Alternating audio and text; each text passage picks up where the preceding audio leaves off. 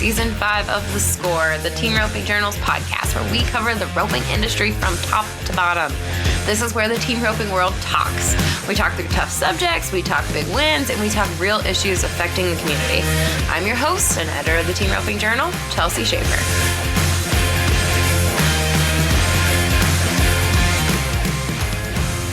Hey everyone, it's Jenna back with another episode of The Short Score. On this week's episode, I got to talk with Berquist, who currently ranks number 1 in the Resistol Rookie All-Around standings with $12,018.65 in earnings as a rookie in team roping, steer roping, and tie-down roping. I caught up with him right before a practice session, right before he heads out on the Cowboy Christmas run. We talked about his background, how he got started roping, and what his goals are in pro rodeo. So I hope y'all enjoy this episode. Here's Berquist.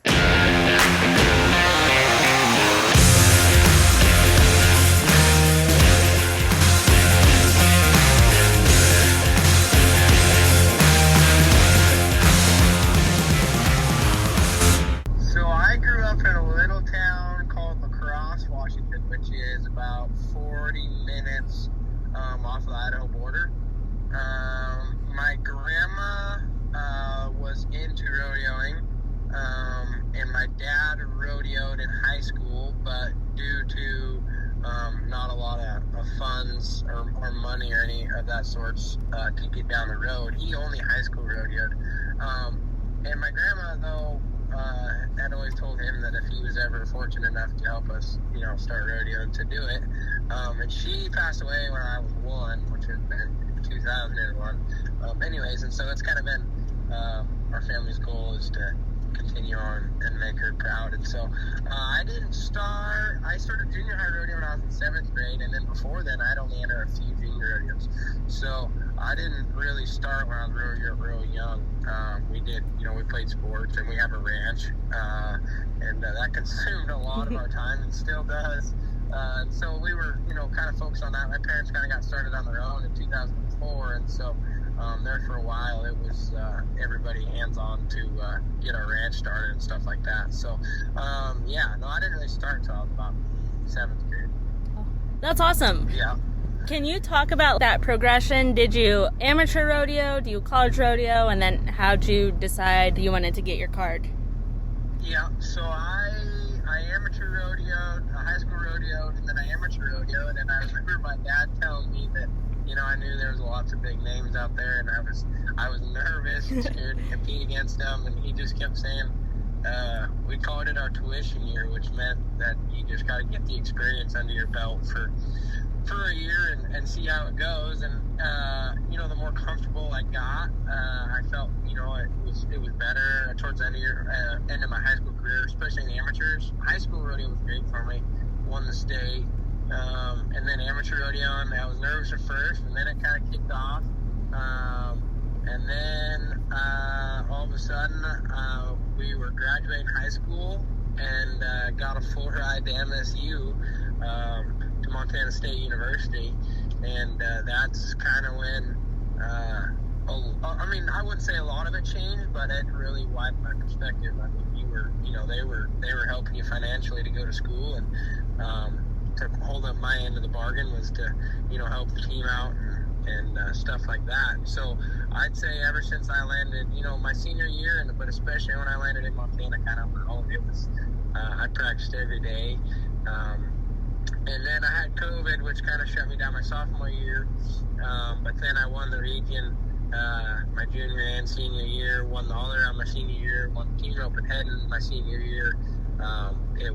That's when kind of things started to click, was about, I'd say my sophomore year of college, just because I guess I felt that, the more time I put in, the better your results were. And so that's kind of when things got real serious. And then I bought my permit, which would have been when I was a junior in college. And so started that. I made the Columbia River Circuit Finals my first year. And then the second year, which would have been my senior last year, he ended up winning the Montana Pro Circuit. So things have gone well. That's awesome. Yeah, for sure. So what would you say your goals are with pro rodeo?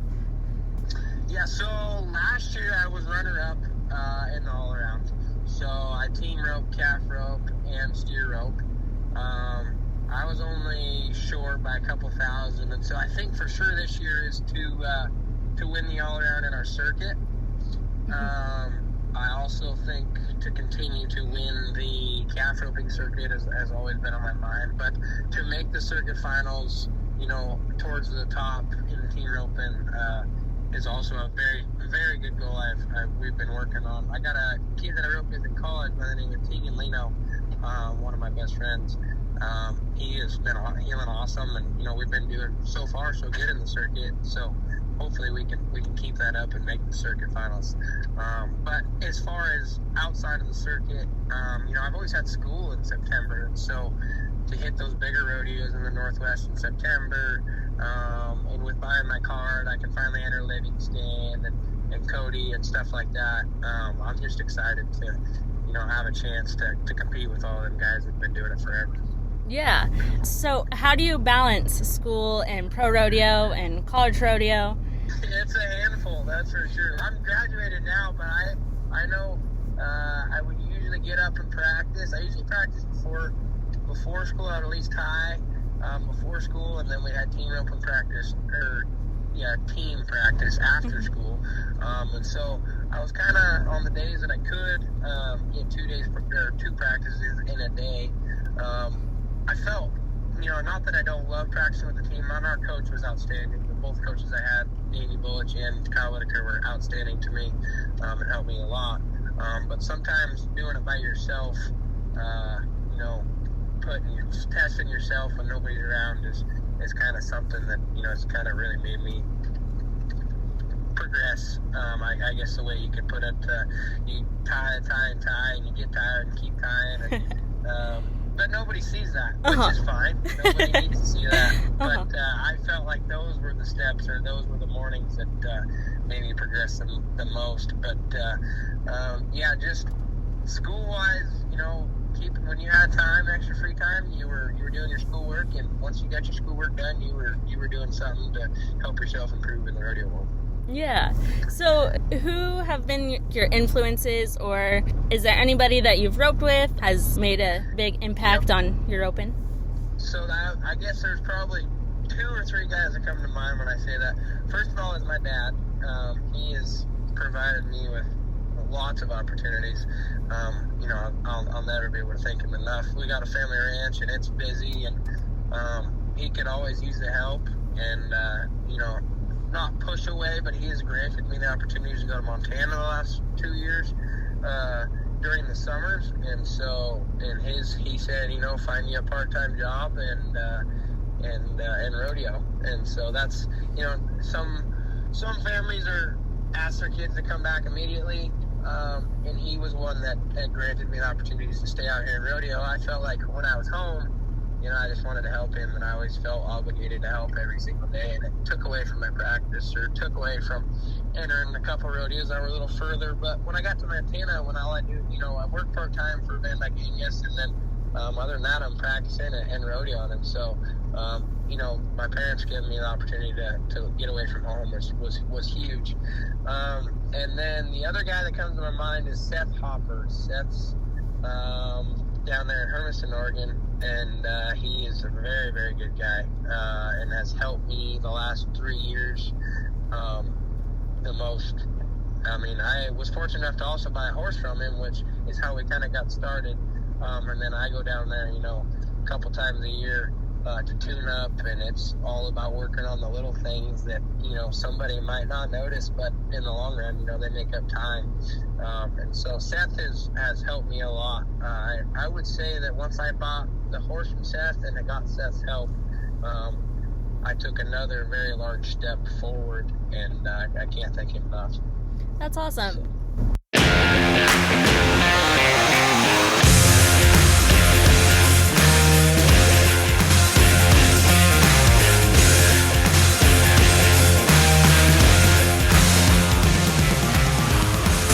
Magic Cushion hoof packing is proven to provide fast, soothing relief for overworked, overheated hooves.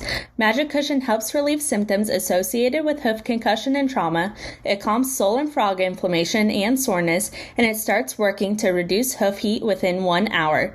Magic Cushion is trusted by top farriers, plus it uses natural ingredients. Magic Cushion can be used for hoof relief after training or competition, and it lasts for up to 24 hours.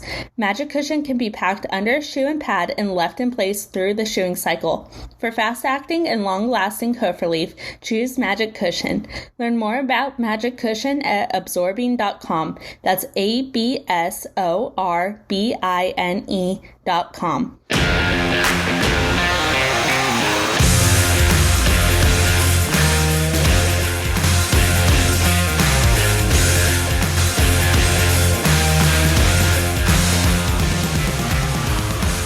Can you talk about the horses that you have with you?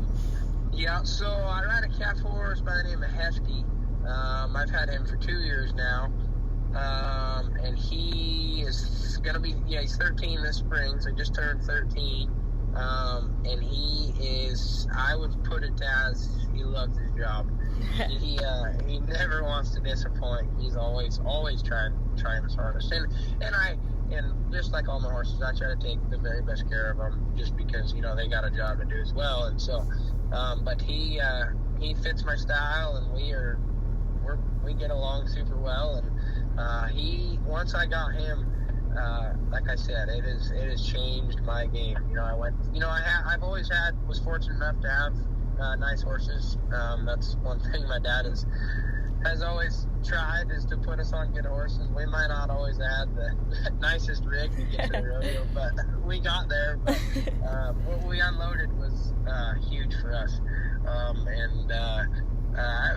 But once I got Hefty, I just felt like from the horses I had in high school, he just stepped me up a whole new level, which was awesome.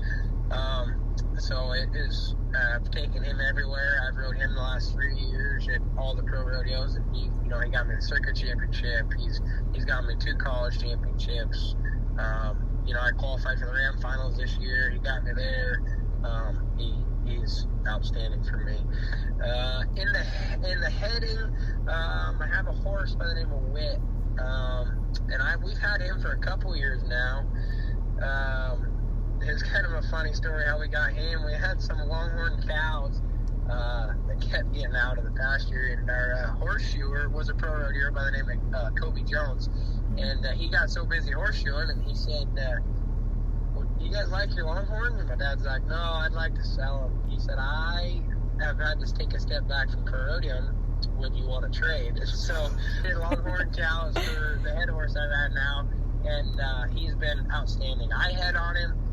My sister heels on him, and then actually this year in the college, I was riding a different head horse because my heel horse was hurt, and so my healer Tegan, he rode Wit, who I head on. So we do both ends on him, which is really cool, and we can't thank him enough for all he does for us there. So it was kind of funny how we ended up with him, but super happy we did. And then the last horse that's helping me towards all around, I bought a yellow horse, and I'm pretty original with the names. I call him Yeller.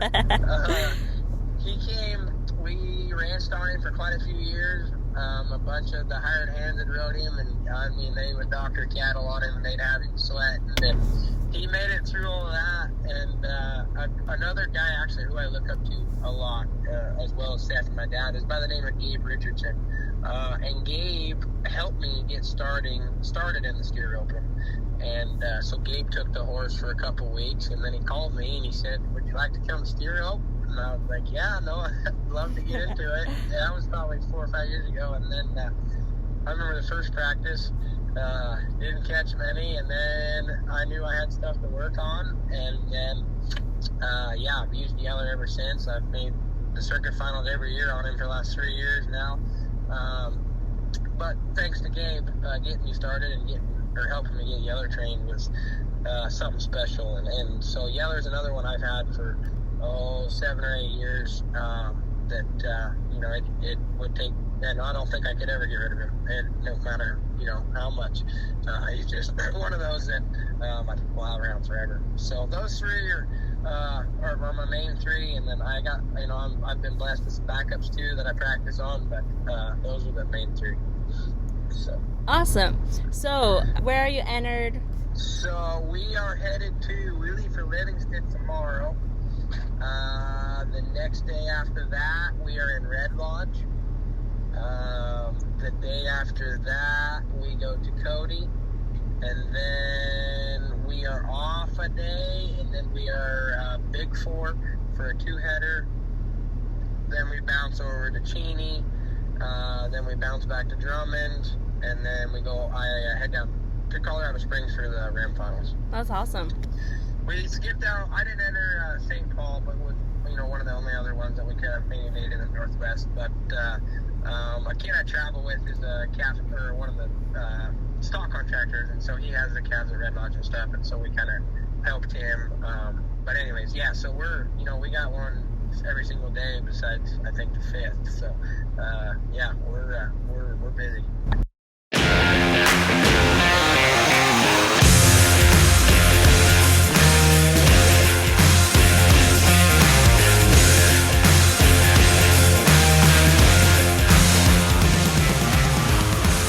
Thanks so much for listening. I hope y'all enjoyed that episode with Caleb Berquist. Be on the lookout for his story later this week on teamropingjournal.com.